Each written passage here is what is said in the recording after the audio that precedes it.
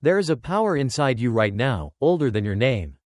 Older than your blood. It does not speak, but it pulses. It does not shout, but it moves worlds. You've felt it before. In moments of silence. In moments of awe. That wasn't your mind. That was your energy waking up.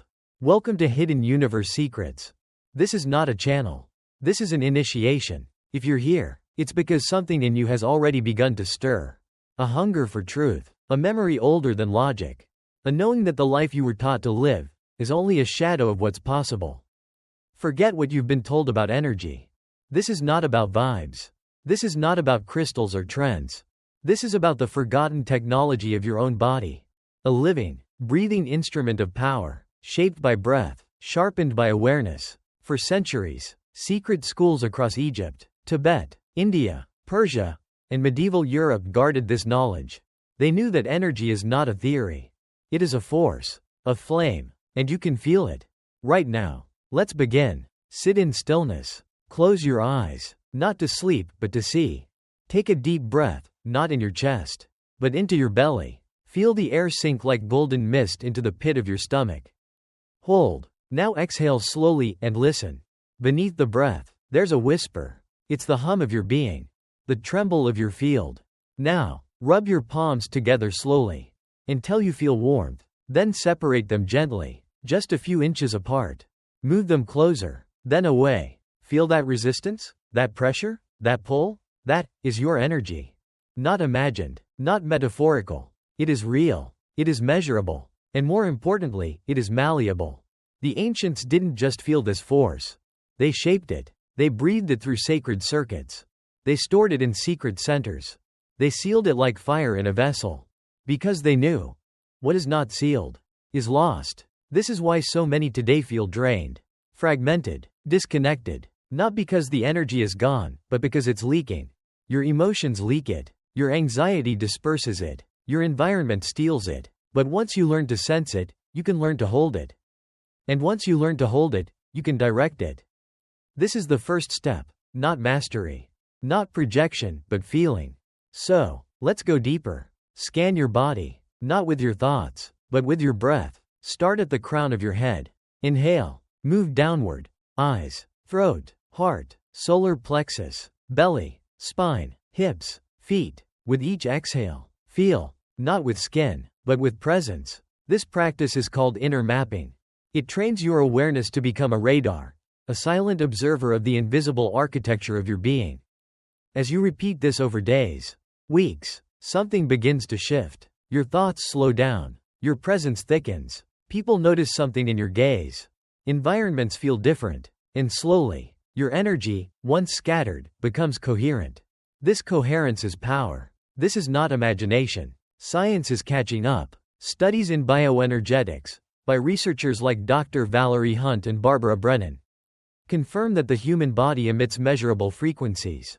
Trained healers show stable, radiant fields. Ordinary people can train to reach them. You can train. But here's the truth no one tells you. Energy doesn't respond to effort. It responds to alignment. Not more force, more stillness. Not more doing, more listening. Not more knowledge, more presence. So if you've ever felt there's more to you than this skin, if you've ever sensed something awaken during silence or sorrow, if you've ever dreamed of power not built on domination but on resonance, then welcome. The path has already begun. And in the next episode, we go deeper. Into the center, into the root, into the core where energy becomes will, and stillness becomes strength. You've just lit the spark. Now, we build the flame. The sacred center, building the inner axis. Storms may rage around you, but if your center is firm, nothing can shake you. The ancients did not seek to escape from the world.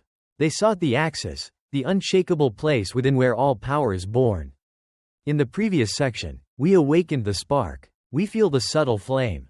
But the flame, untended, burns out. So now, we must learn to restrain it, and it begins at the center.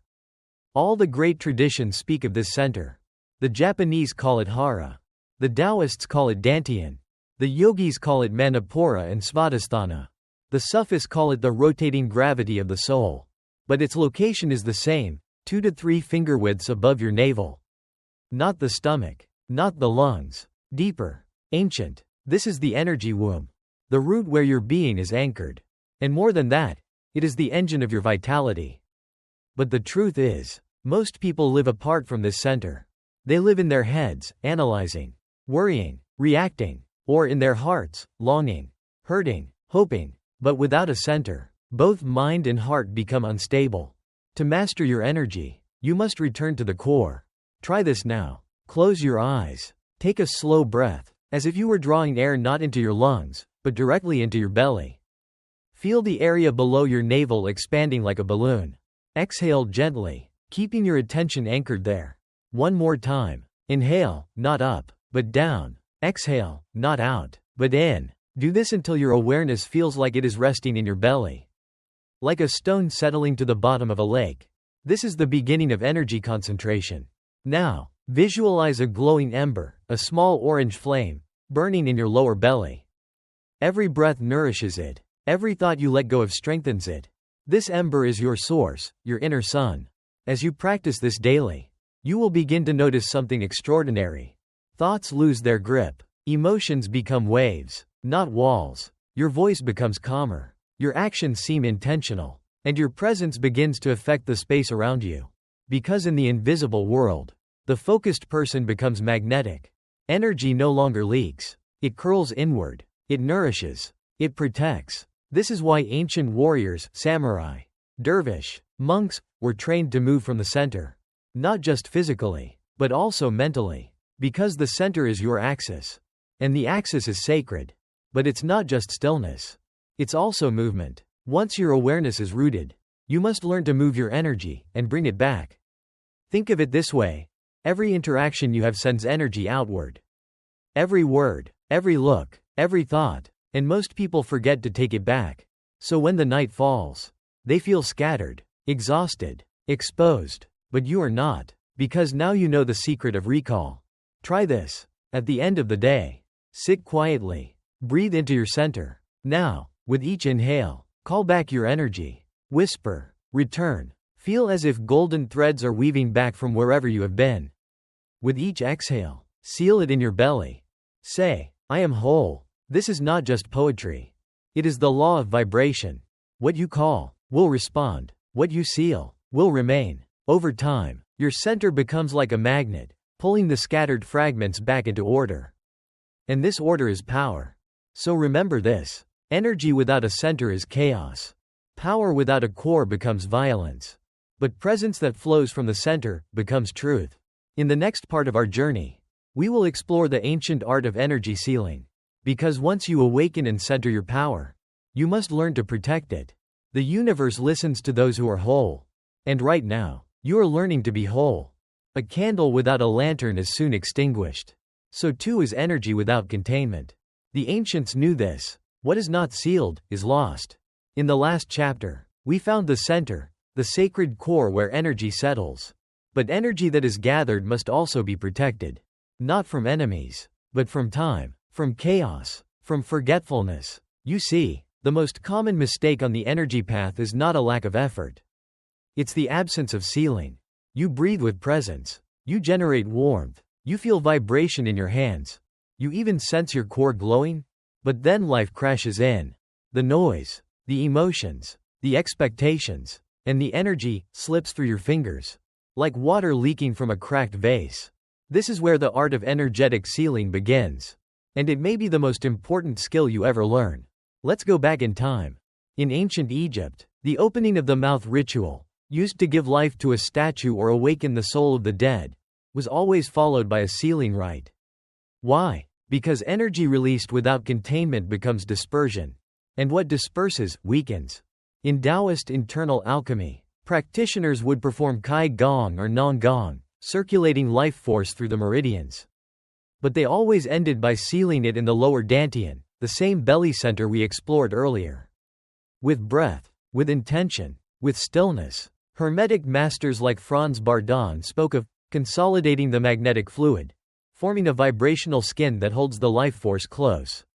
So, what is sealing? In practice, it is not a ritual of superstition. It is a living science of alignment. It begins with 3 keys: mindfulness, breath, intention. After you move or generate energy, Pause. Bring awareness back to your core, just below the navel. Inhale deeply. And as you exhale, imagine drawing all scattered energy back in, like golden smoke being pulled into a jar. Hold your breath for a few seconds. Then exhale slowly, saying silently, I am sealed. I am whole. I am here. Not as a chant, but as a command. A signature to the field. The energy listens. Because intention is the programming language of the subtle body. And yes, this seal can be broken. Heavy emotions, chaotic spaces, arguments, anxiety, all these punch holes in your energetic membrane. That's why energy sealing is not a one-time act. It is a discipline, a spiritual hygiene, a ritual of self-respect. Because when your field is leaking, you don't just lose energy. You become vulnerable. You absorb what isn't yours. You carry frequencies that don't belong to you.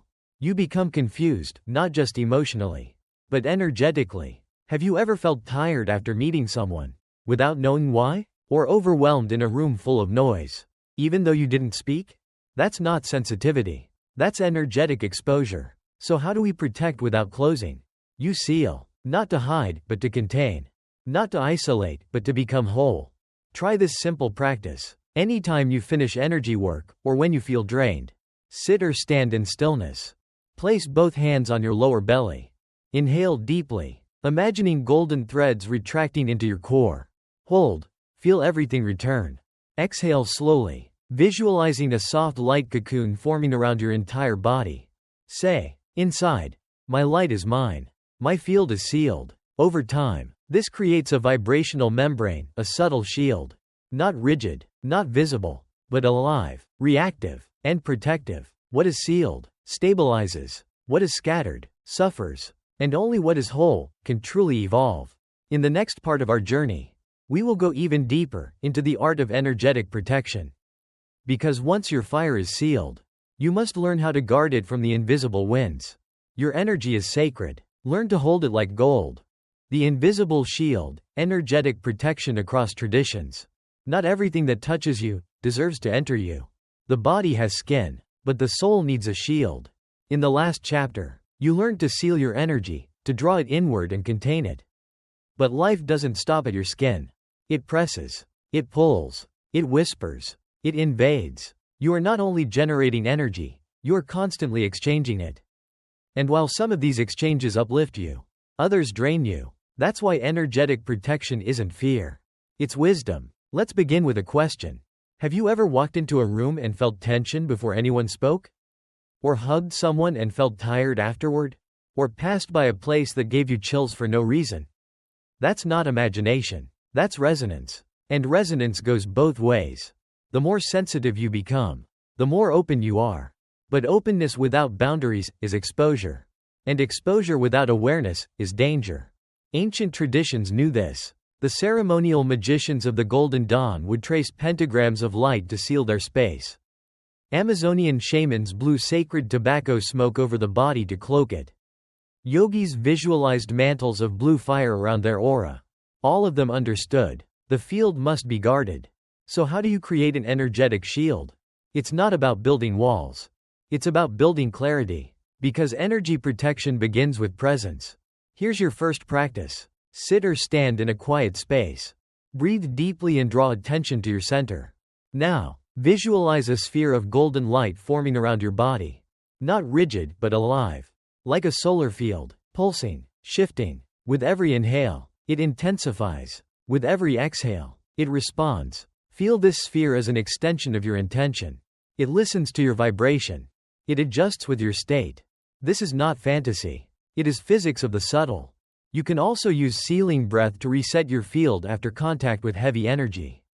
Inhale slowly and deeply. As you do, imagine pulling back every thread of energy you may have lost today. In conversations, in emotions, in environments, hold your breath for a few seconds. Then exhale gently, saying silently, I am sealed, I am clear, I am sovereign. Repeat this anytime you feel blurred, overwhelmed, or energetically off. Another powerful technique, the mirror shield. This comes from Western esoteric schools. Here's how it works. Imagine your aura turning reflective, like a mirror facing outward.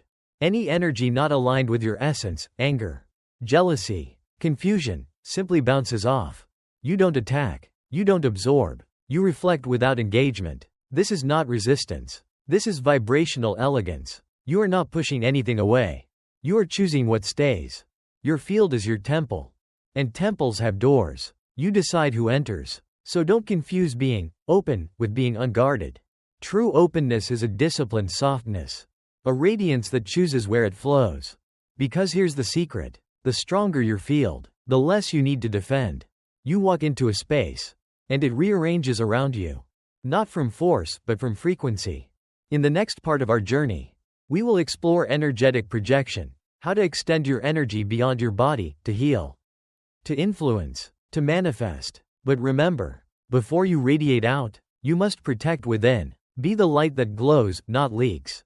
Be the field that feels, but never fades. The power of projection, sending energy with intention. True power is not in how much energy you have, but in how precisely you can send it.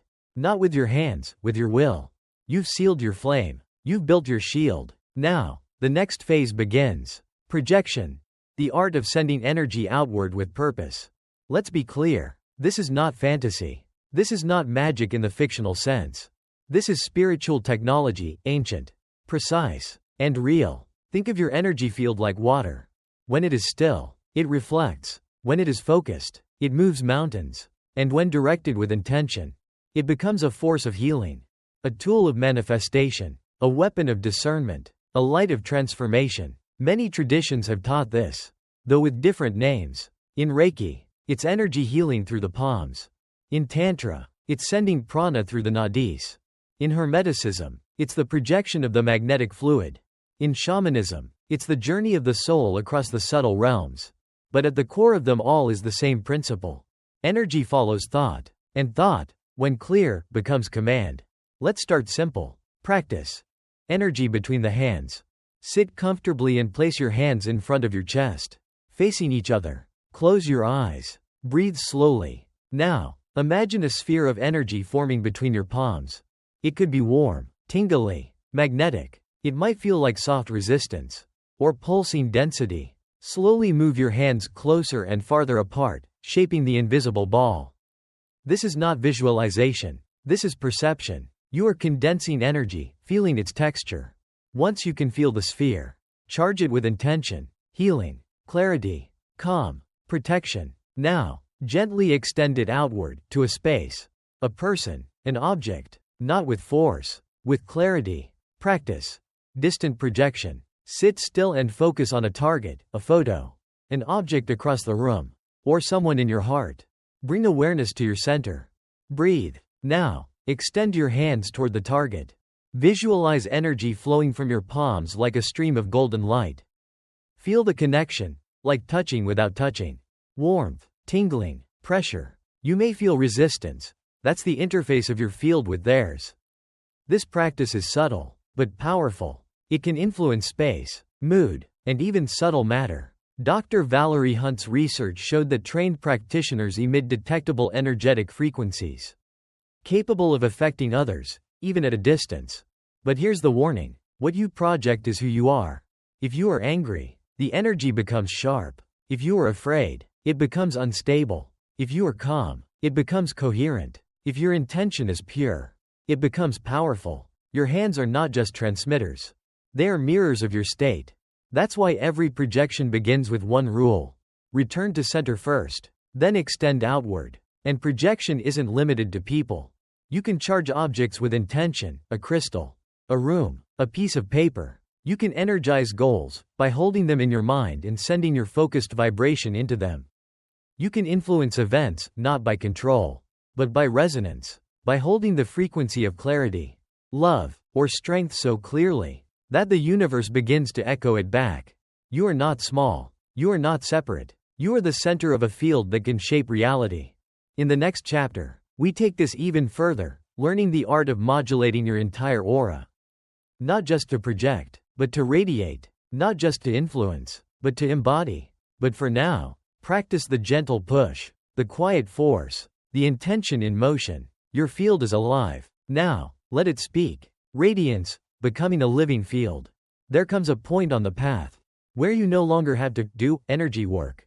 You become the work. By now, you've awakened your energy. You've learned to seal it, to protect it, to project it. But the final evolution is this.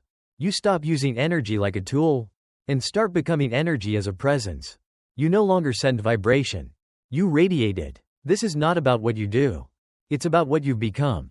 Your field stabilizes. Your breath deepens. Your emotions settle. And people feel it. You walk into a room, and something shifts. You speak, and people lean in. Not because of charisma, but because your very being emits coherence.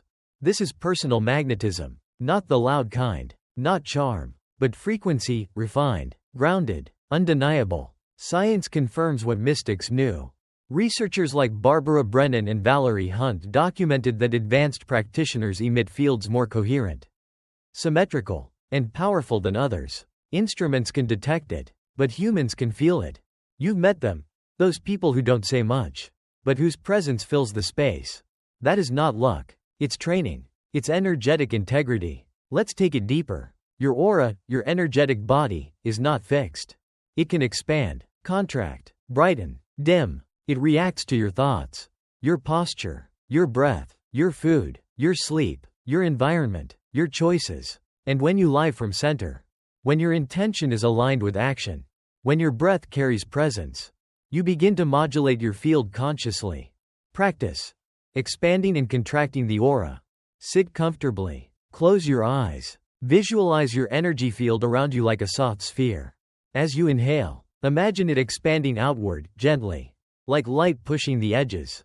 As you exhale, imagine it drawing back inward, becoming more dense, more focused. Repeat. Expand with breath in. Contract with breath out. Practice until it becomes felt, not just imagined. This trains the aura to be flexible and responsive. In crowded places, you can contract, stay centered. In safe or sacred spaces, you can expand, share freely. Like lungs, the field breathes. Here's the shift. When you radiate, you stop needing to convince. You stop chasing outcomes. You stop defending your presence. Your energy speaks before you do. And what it says is simple. I am here. I am whole. I am true. People feel safer, more calm, more themselves, just by being near you. That's not power over others. That's influence through presence. And that is rare. And that is sacred. You become a living field. A pillar in the storm. A mirror for others to remember their own light. You don't have to teach. You are the teaching. Not in words, but in vibration. The highest form of energy work is being so aligned that the world adjusts itself to your frequency.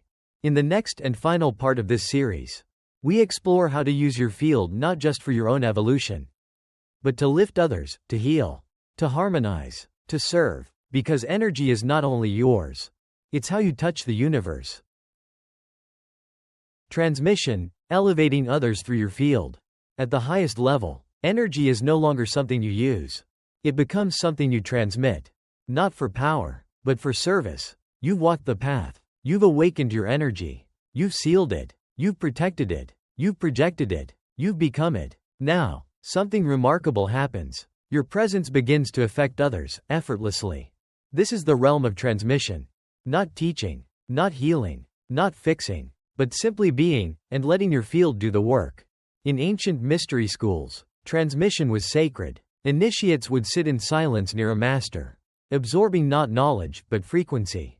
In Zen, this was called I Shin Den Shin, from my heart to yours, without words. In Sufism, they called it Sobet, a sacred conversation where silence carried more than speech.